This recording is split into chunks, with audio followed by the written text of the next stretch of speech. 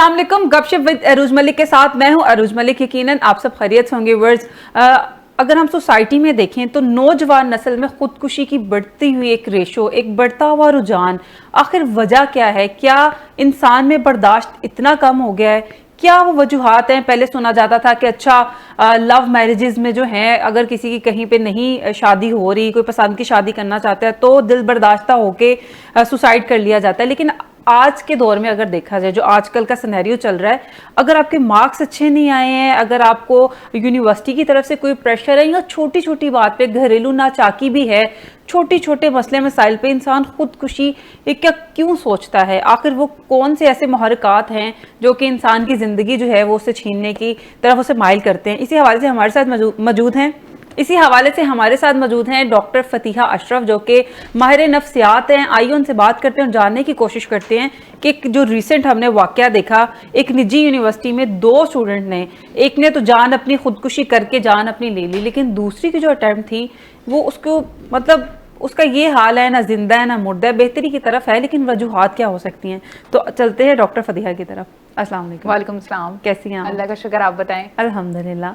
अच्छा, नौजवान नस्ल में इतनी क्यों खुदकुशी की रुझान क्यों बढ़ता जा रहा है इनके? अगर देखा जाए तो जदीद दौर होता जा रहा है, बहुत ज़्यादा एडवांस होता जा रहा है। सोशल मीडिया का इतना ज़्यादा हमारे पे इतने असरात होते हैं, इतने हम मुतासिर होते हैं, एक एक चीज़ 1 मिनट में वायरल होती है। तो क्या मुहर्रिकात हो सकती हैं कि मतलब एक नौजवान अपनी ज़िंदगी की बाजी जो है वो किसी हद तक भी लगा जाता है? और बिल्कुल फिर हो भी एक स्टूडेंट। अगर हम इस यूनिवर्सिटी की बात करें तो इस यूनिवर्सिटी में सेम वही डिपार्टमेंट के स्टूडेंट, फार्मेसी के और मेडिकल के स्टूडेंट, और सेमेस्टर भी मतलब तकरीबन इतना गैप नहीं था। हम लोगों ने कहीं ना कहीं अपने बच्चों को सिर्फ और सिर्फ नंबर लेना सिखाया। 90% मार्क्स लाओगे तभी तुम्हें पसंद करेंगे, और 90% वाले ही टीचर के फेवरेट बनते, फेवरेटिज्म भी आ जाती है। नंबरों की दौड़ में इतना ज्यादा बच्चों को कर दिया कि उनके इमोशनल्स पे कोई भी काम नहीं कर रहा। IQ पे तो सभी काम करते हैं, लेकिन उनको कैसे स्टेबल करना है, कैसे रिस्पॉन्स करना है, ये चीज हमने बच्चों को नहीं बताई कि अगर कोई गुस्से की बात है तो आपने कैसे करना है, अगर कोई बात जो है वो आपको बर्दाश्त नहीं हो रही तो उस पर आपने सब्र कैसे करना है। अच्छा, बर्दाश्त की आपने बात की है। बर्दाश्त तो मेरा नहीं ख्याल कि आजकल छोटे बच्चे में भी बर्दाश्त पाया जाता है। तो आखिर ऐसी क्या वजह है कि हम बर्दाश्त ही नहीं कर पाते? क्या हम किन चीज़ों से हम गुजर रहे हैं? हम बर्दाश्त क्यों नहीं करते बातों को? असल में आपने देखा होगा कि आजकल वाकई ही सब्र बर्दाश्त बहुत ज़्यादा कम रह गई है। ट्रैफिक सिग्नल पे भी छोटी छोटी बात पे लोग गाली गलोच, हाथापाई, आपे से बाहर हो जाते हैं। उसकी बड़ी वजह यही है कि हमने बच्चों को पैम्परिंग चाइल्ड बना दिया है। हर चीज़ जो है उनके बोलने से पहले हाजिर कर दी जाती है। अच्छा, तुमने रोना नहीं है, तुम्हें ये चीज़ ले लो, ये चीज़ दे दो। जब बच्चों को हर चीज़ बोलने से पहले दी जाती है तो उनमें बर्दाश्त कैसे रहे? बच्चों को बर्दाश्त करना हम खुद सिखाते हैं, उस्ताद बताते हैं कि आपने किस तरह जिंदगी में जो है गुजरना है। अगर माँ बाप ही बच्चों को हर चीज दे देते हैं, बच्चे यही चीज जो है वो बाहर की सोसाइटी से करते हैं कि मुझे बाहर भी ऐसा ही रिस्पांस मिले। तो गुस्सा क्यों आता है बच्चों में इतना? आजकल गुस्सा भी बहुत ज्यादा जो है, छोटे छोटे बच्चे जो हैं वो उनमें बहुत ज्यादा अग्रेशन पाया जाता है। एंगर इश्यूज तो आजकल वाकई ही कॉमन है, बच्चों के भी बड़ों के भी, सबके ही बहुत ज्यादा कॉमन है। एंगर इश्यूज की वजह यही है कि बच्चों का अगर बात करें तो उनका लाइफस्टाइल भी आ जाता है, स्क्रीन टाइम का भी हद से ज्यादा इस्तेमाल, फिर बच्चों को जो पैम्परिंग चाइल्ड बना दिया रहता है, उसकी भी ये भी एक वजह हो सकती है। अच्छा फतीहा, जैसे हम ऑफ कैमरा बात कर रहे थे लव और अरेंज मैरिज की, तो लव मैरिज के चक्कर में भी क्यों खुदकुशी कर ली जाती है? कि ऐसा लगता है कि बस मर ही जाएंगे, लेकिन बाद में ऐसा लगता है कि अच्छा मर ही जाते तो बेहतर था। अब अगर मैं लव मैरिजेस के बाकी केसेस की बात करूं तो दिन में अगर 10 पेशेंट्स है ना, तो उसमें 5 या 7 इस तरह होगा जिनका ब्रेकअप हुआ होगा, जिनका यही होगा मैडम वो छोड़ के चली गई, मिली नहीं, उसके साथ ही जिंदगी गुजारनी थी। मतलब अच्छा, मर्द हजरात में ज्यादा मसला होता है कि खवातीन को पड़ती है माहिर नफ्सियात की जरूरत? दोनों को ही पड़ती है। कभी कभी केसेस जो है, कोई बंदी होती है वो कहती है मैंने रेफर किया है, इसको जो है इसके एंगर इश्यूज हैं, आप इसको मतलब काम करने की इसको जरूरत है। कभी कभी जो है फीमेल को पड़ती है कि जी है मेरा ब्रेकअप हो गया है, कि मतलब ब्रेकअप के केसेस जो है हमारी सोसाइटी में बहुत ज्यादा कॉमन हो गए। कि सोशल मीडिया को इसका आप मुजरिम ठहराती हैं कि इतना ज्यादा क्या इजी टारगेट लड़कियां होती जा रही हैं? क्योंकि मर्द हजरात का तो एक यही स्कूल ऑफ थॉट होता है, तू नहीं तो और सही, और नहीं तो और सही। अच्छा, सोशल मीडिया भी एक वजह है। सोशल मीडिया क्या वजह है? उसमें आ जाता है कंपैरिजन एंजाइटी। कंपैरिजन एंजाइटी के हम अपनी रियल लाइफ को सोशल मीडिया की लाइफ से कंपेयर करते हैं, और सोशल मीडिया वाले तो खुद कहते हैं ये एक धोखा है, ये लाइमलाइट नहीं है। उनकी हकीकी ज़िंदगी क्या है? आपने अक्सर देखा होगा कि मतलब कितने ज़्यादा यूट्यूबर्स, उनकी ज़िंदगी, रजब भट्ट की शादी और ये सब चीज़ें। अच्छा, रजब भट्ट का क्या मसला, क्या लगता है कि क्या मसला हो सकता है? जो उसकी वाइफ बताती है कि चीटिंग भी है, कि चीटिंग तो एक चॉइस नहीं है ना, आप अपनी मर्जी से करते हैं। वो तो दुनिया का हर मर्द चीटिंग करता है, मुझे ये लगता है कि कोई एक हद तक तो इजाजत है, लेकिन अच्छा, इस तरह भी ना हो किस हद तक चीटिंग की इजाजत भी है, किस हद तक इजाजत है? एक हद तक, जैसे कोई सोशल मीडिया पे बात कर रहा है आजकल तो कॉमन है ना, इतनी इजाजत है, लेकिन इतनी भी नहीं है कोई अखलाकियात से ही गिर जाए। ये इजाजत किसको है? ये आपके लाइफ पार्टनर को है, सबको तो नहीं हो सकती। आजकल है, इतनी तो है आजकल। अब वो कहते हैं ना, हाजी कोई भी नहीं है, थोड़ी बहुत इजाजत इतना बनता है। क्यों? क्योंकि सोशल मीडिया बहुत ज्यादा कॉमन है। इंस्टाग्राम, फेसबुक पे मतलब फ्रेंड्स आप ऐड करते हैं तो फीमेल्स को भी ऐड करना पड़ता है, फिर उनसे बात होती है, आपके कोलीग्स वगैरह, लेकिन एक अखलाकियात के दायरे में रहते हुए। अच्छा, कहा जाता था ना मर्द बेवफा होता है, तो क्या खवातीन भी होती हैं आजकल के दौर में? अच्छा, वफा का ताल्लुक कभी भी मर्द और औरत से नहीं होता, आपकी तरबियत से होता है कि आपकी तरबियत कैसे की गई है। समटाइम इस तरह होता है कि मर्द किसी केस में बहुत ज़्यादा लॉयल होते हैं और फीमेल जो है वो करती हैं, और किसी में ये होता है कि फ़ीमेल जो है वो मतलब लॉयल है। और बात जहाँ पे पैसे की आती है, मादियत की भी आ जाती है कि लड़की को पैसा चाहिए होता है, ये चीज़ चाहिए होती है। अगर नहीं है तो आपके सामने आते हैं कि मर्द हजरात को काउंसलिंग की बहुत ज़्यादा ज़रूरत पड़ती है, कि खवातीन जो हैं वो इमोशनल जो ब्रेकडाउन इस तरह का भी होता है? अगर मर्द हजरात की बात करें तो उसमें मल्टीपल केसेस आ जाते हैं। हम कहीं ना कहीं फीमेल के डिप्रेशन की, इनकी केसेस की तो बात करते हैं, लेकिन मर्दों के डिप्रेशन, उनकी केसेस की बात नहीं करते हैं। क्यों? हम उन्हें यही लेट गो करवाते हैं कि नहीं, तुम मर्द हो, तुम्हें स्ट्रांग बनना है, तुम्हें मजबूत बनना है, तुम ऐसे नहीं रो सकते, अपने आप को एक्सप्रेस नहीं कर सकते। अच्छा, जैसे कि आपने कहा कि मर्दों की कोई बात नहीं करते, तो हमारी एक बहुत ही वायरल जो हैं डॉक्टर नबीहा जाती हैं, जिनके बारे में ये कहना है कि खवातीन का घर, इन्होंने बहुत सी खवातीनों के जो खवातीन हैं उनके घर बर्बाद किए, लेकिन खुद शादी कर ली है। हाँ, की भी लव मैरिज है। बिल्कुल। अच्छा, लव मैरिज करनी चाहिए या अरेंज करनी चाहिए? ज्यादा कौन सी, जो देरपा कौन सी होती है? अच्छा, अगर बात करें लव मैरिजेस की या अरेंज की, तो दोनों तकरीबन सेम ही हो जाती हैं। जैसे मैं आपसे ऑफ कैमरा बात कर रही थी कि दोनों बेशक आप लव कर रहे हैं या अरेंज अगर इसको नफ्सियाती तौर पे देखें तो क्या आपको क्या लगता है कि अरेंज मैरिज में इतनी जो डिवोर्स रेशो है वो ज्यादा नहीं है? अगर देखा जाए तो लव मैरिज की जो डिवोर्स रेशो है वो ज्यादा है। तो ऐसे कौन से नफ्सियाती मर्ज में मुब्तला हो जाते हैं लव मैरिज के बाद? क्या एक्सपेक्टेशंस जो हैं वो बहुत ज्यादा हो जाती हैं? वो भी हाई हो जाती हैं, और फिर बर्दाश्त भी नहीं होता। रिश्ते हमेशा इज्जत और बर्दाश्त से चलते हैं। अगर आप किसी को इज्जत ही नहीं दे रहे, मोहब्बत एक तरफा कर सकते हैं, लेकिन इज्जत हमेशा दो तरफा ही होती है। करोगे तो मिलोगी, और बर्दाश्त भी करना जरूरी है। अगर कि एक गुस्से में है तो दूसरा चुप कर जाए, दूसरा बोल रहा है तो एक सुन ले। अगर आप दोनों ही बोल रहे हैं, दोनों में एंगर इश्यूज है, फिर उस तरह के रिश्ते नहीं चलते। हमेशा अगर चलते हैं तो कॉम्प्रोमाइज से ही चलते हैं। लेकिन अगर एक ही बंदा रिश्ते चलाता जा रहा है, झुकता जा रहा है, तो फिर क्या वो रिश्ता जो है वो चल जाएगा, लेकिन एट द एंड जो है वो फिर कहते हैं कि बच्चों के नाम से चल ही इस तरह बहुत ज्यादा केसेस भी आते हैं। मैडम, शादीशुदा लाइफ तो कब से खत्म हो गई है, बच्चों के लिए जी रहे हैं। अच्छा, बच्चों की वजह से जैसे हमारे नफ्सियात हैं, आज के दौर में भी पढ़ी लिखी आवाम भी ऐसी है कि बच्चों का नाम माँ बाप खुद नहीं रख सकते, दादा दादी रखेंगे या नाना नानी रखेंगे। नाना नानी तो नहीं, दादा दादी का वैसे ज्यादा होता है। तो ऐसे लोग क्या किसी नफ्सियाती मर्ज में मुब्तला होते हैं? कोई बात नहीं, ज्यादा बच्चे पैदा कर लो, एक का नाम दादा दादी को रख लेने दो, एक को बच्चे नहीं, अंडे नहीं देने, बच्चे तीन कर लेना, एक का नाम दादा दादी रख ले, एक काम मुझे खतरनाक किस्म के लगते हैं। नहीं, सोचा है कि अगर कभी कुछ इस तरह हुआ तो कोई बात नहीं, उनका भी हक है, उनको भी एक नाम रख लेने दें। एक दूसरे बच्चे का आप रख लीजिएगा। आप कहिएगा ना कि पहला का उसने रखा है तो दूसरे का मुझे। अगर क्योंकि घर में ये छोटी छोटी चीजें हैं जो फिर लड़ाई झगड़े की वजह बनती है, अगर उनका हक है तो रख लेने दें। अच्छा, हर बंदा डिप्रेशन में है, हर बंदा स्ट्रेस में है, तो घरेलू झगड़ों की भी ये एक मेजर कॉज बनती है। तो किस तरह से ओवरकम करना है? गुस्सा आ रहा है तो क्या करना है, नफ्स नींद नहीं आ रही तो क्या करना है, टेंशन पैसे की हो रही है तो क्या करना है? घरेलू झगड़ों में सबसे पहली बात जो आती है वो यही आती है पैसे की, कि आजकल अगर किसी घर में कोई भी झगड़ा है तो सबसे पहले पैसे का, मेरी ज़रूरियात नहीं पूरी हो रही। ज़रूरियात क्या, हम लोगों ने खुद ही अपने खर्चे बहुत ज़्यादा बढ़ाए हुए। क्यों? ये मैंने पहली शादी पे भी पहन लिया था, दूसरी पे भी पहन लिया था, जैसे केसेस में आए ना, मैडम इसके तो इसके शॉपिंग के बहुत है, हर नए दिन पार्सल आया होता है, ये मैंने दूसरी पे पहन लिया था, अब तीसरी पे नहीं, मैंने इसमें पिक्चर्स ले ली थी। क्यों? हम खुद के मतलब ख्वाहिशात बहुत ज़्यादा बढ़ गई एक खातून की ऐसी बातें करना मुनासिब नहीं लगती, लेकिन रियलिटी बेस हो, मैं खुद इन चीजों को मैनेज करती हूँ कि भाई जो चीज है बस ठीक है, ओवरकम ज्यादा क्यों करना। अच्छा, बात करते हैं एक पिछले दिनों में बहुत ज्यादा एक वीडियो वायरल रही उमेरी वाली। तो क्या वजह हो सकती है कि एक खातून जो है वो इस हद तक पहुंच सकती है? उसके पीछे क्या रीजन क्या हो सकती है? क्या नफ्सियाती मसला क्या हो सकता है? अगर बात करें उस केस में तो ये तो पाकिस्तान में बहुत ज़्यादा कॉमन है, सेक्सलेस मैरिजेस, कि शादी तो हो गई है लेकिन फिजिकल रिलेशनशिप बिल्कुल भी नहीं होता।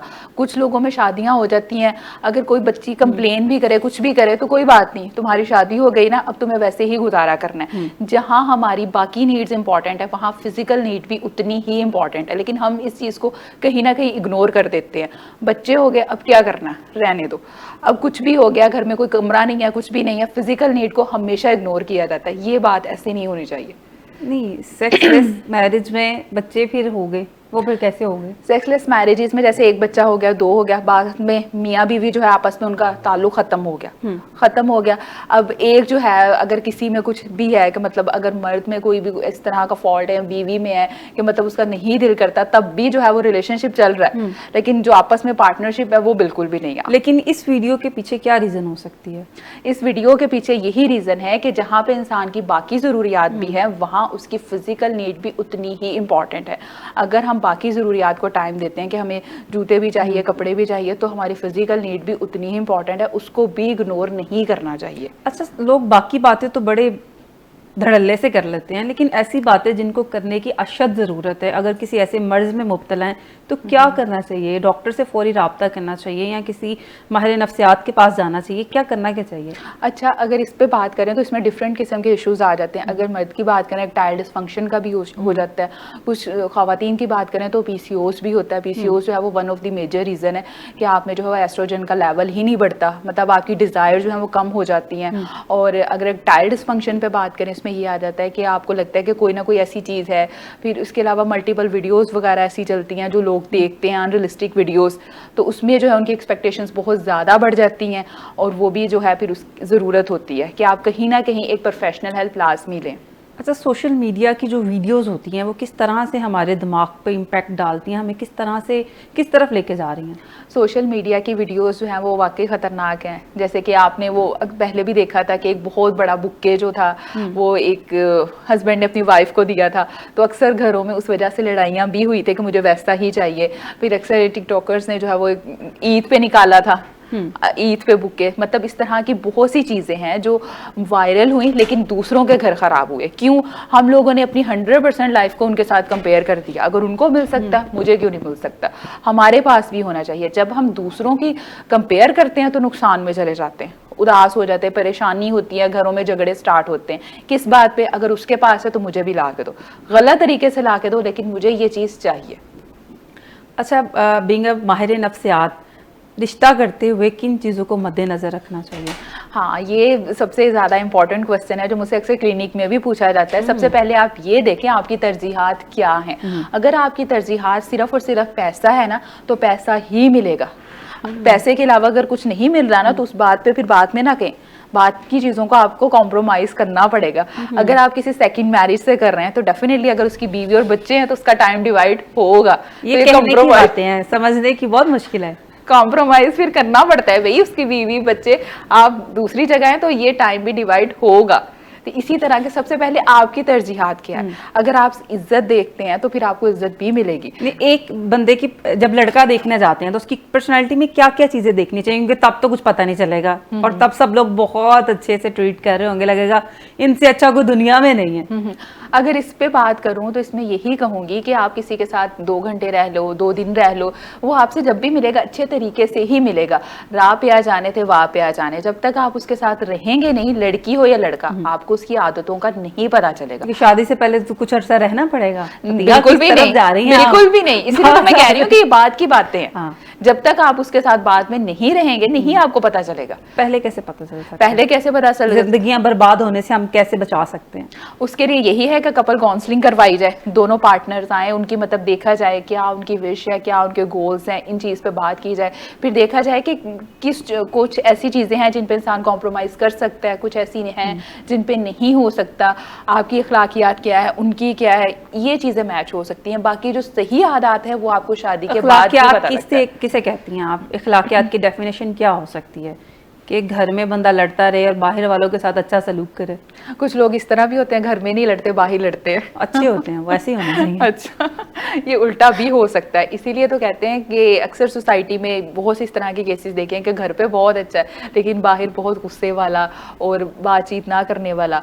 तो ये भी पर्सनालिटी में वेरी करता है कि आप किस तरह के इन्वायरमेंट में जॉब कर रहे हैं, आपका जो है वो किस, अगर आप बैंकर हैं या बिजनेस कर रहे हैं। अगर मैं अपने भाई की बात करूँ ना, घर में बहुत है लेकिन बाहर अगर जाए ना तो कहता है मेरा काम है, मुझे मतलब करना पड़ता है। नहीं, वो तो समझ में आता है, लेकिन कुछ लोग शायद अपनी फिल्मी दुनिया में रहना पसंद करते हैं, अपनी फैंटेसी दुनिया जो है वो विलन का रोल अच्छे खासे तरीके से निभा उन लोगों का फिर घर भी नहीं बसता। जब तक आप रणवीर नहीं बनेगा ना, आपका घर अच्छे से नहीं बसेगा। इसीलिए देखने वालों से यही कहती हूँ, यानी कि आपने ये प्लानिंग की हुई है कि ऐसे ही रहना है तो घर बसेगा। हाँ, अच्छा, एक तरफ आप कह रही हैं कि अगर सेकंड मैरिज की तरफ जाती है लड़की, अगर कोई मैरिड है उसके साथ आपने शादी करनी है तो कॉम्प्रोमाइज करना है, दूसरी तरफ आप रणवीर की तरफ आ गई हैं तो सेकंड वाला भी तो कर सकता है। ये यू टर्न है, ये तो सेकंड वाला भी तो कर सकता है, उसमें क्या है।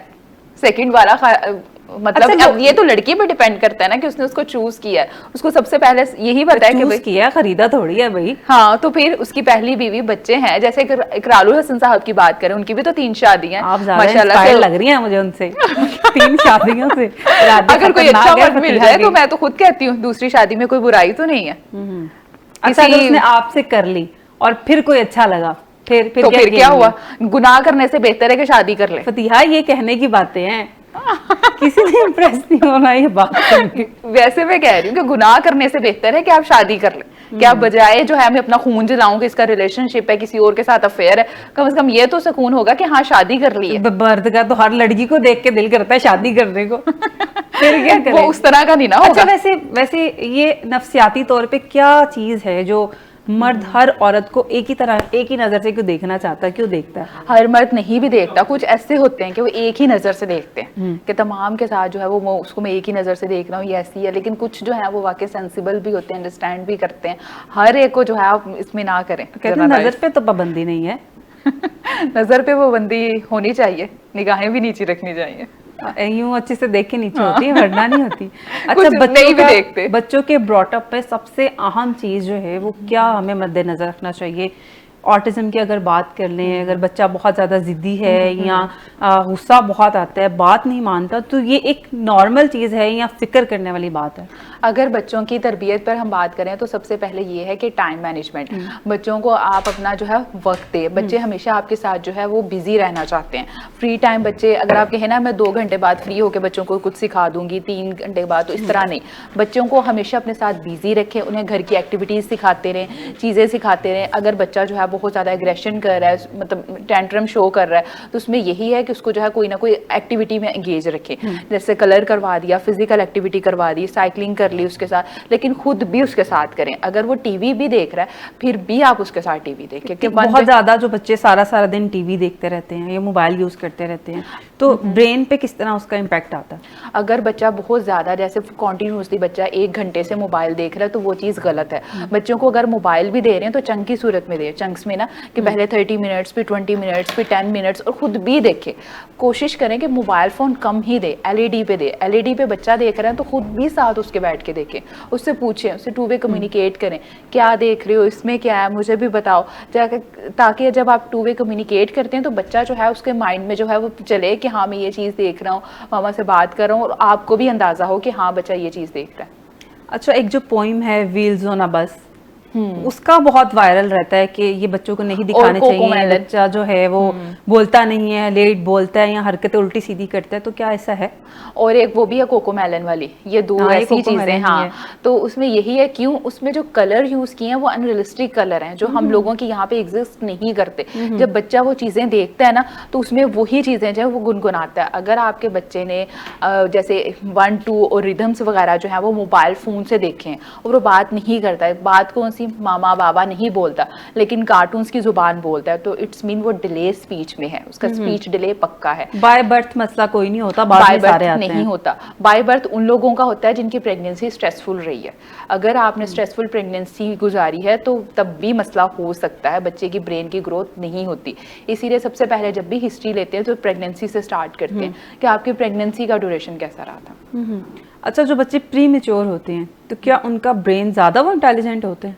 प्री मेच्योर जो है ये भी केसेस वेरी करते हैं। कुछ इस तरह के प्री मेच्योर भी होते हैं कि उनका वेट तो कम होता है लेकिन उनका आईक्यू लेवल भी ठीक होता है और बाकी भी उनमें कोई इशू नहीं होता। ये आफ्टर हिस्ट्री पता लगता है कि बच्चा जो है कैसा है। और बच्चों का मैटर इस तरह बहुत सेंसिटिव होता है कि कुछ भी हिस्ट्री ले रहे हैं तो इट्स मीन आप बच्चे को डायग्नोज कर रहे हैं, उसको लेबल कर रहे हैं, इसको ऑटिज्म है या ADHD। ये बिल्कुल लास्ट स्टेज पे जो है उनको डायग्नोज किया जाता है कि अब जो है इसको ये है और इसके अकॉर्डिंग इसका IP बनेगा।